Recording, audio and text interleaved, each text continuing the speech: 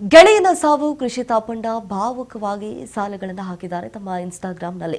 ಕೊನೆಗೂ ಮೌನವನ್ನು ಮುರಿದಿದ್ದಾರೆ ನಟಿ ಕೃಷಿ ತಾಪಂಡ.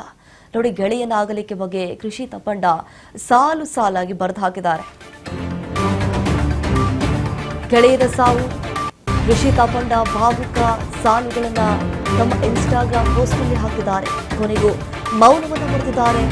ಗೆಳೆಯನ ಅಗಲಿಕೆ ಬಗ್ಗೆ ಕೃಷಿ ತಾಪಂಡ ಬೇಸರವನ್ನು ವ್ಯಕ್ತಪಡಿಸಿದ್ದಾರೆ. ಆ ಸಾಲುಗಳಲ್ಲಿ ತಮ್ಮ ಇನ್ಸ್ಟಾಗ್ರಾಂ ಅಕೌಂಟ್ನಲ್ಲಿ ಪೋಸ್ಟ್ ಮಾಡಿದ್ದಾರೆ. ನನ್ನ ಹೃದಯಕ್ಕೆ ತುಂಬಾ ಹತ್ತಿರವಾಗಿದ್ದಂತಹ ವ್ಯಕ್ತಿಯನ್ನ ಕಳೆದುಕೊಂಡಿದ್ದೇನೆ. ನನ್ನೊಂದಿಗೆ ನಿಂತು ನನ್ನನ್ನು ರಕ್ಷಿಸಿದ ಮತ್ತು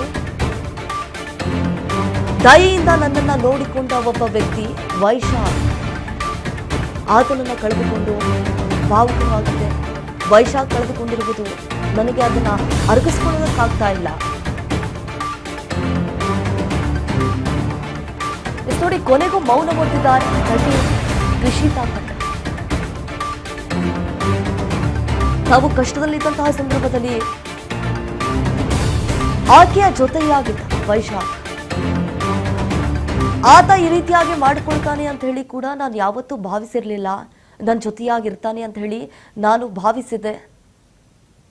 ಆದರೆ ಈ ರೀತಿಯಾದಂತಹ ದೃಢ ನಿರ್ಧಾರವನ್ನು ಆತ ತೆಗೆದುಕೊಂಡಿದ್ದು ತಪ್ಪು ಅಂತ ಹೇಳಿ ಕೆಲವೊಂದಿಷ್ಟು ಅಂಶಗಳನ್ನ ಪ್ರಸ್ತಾಪ ಮಾಡಿದ್ದಾರೆ.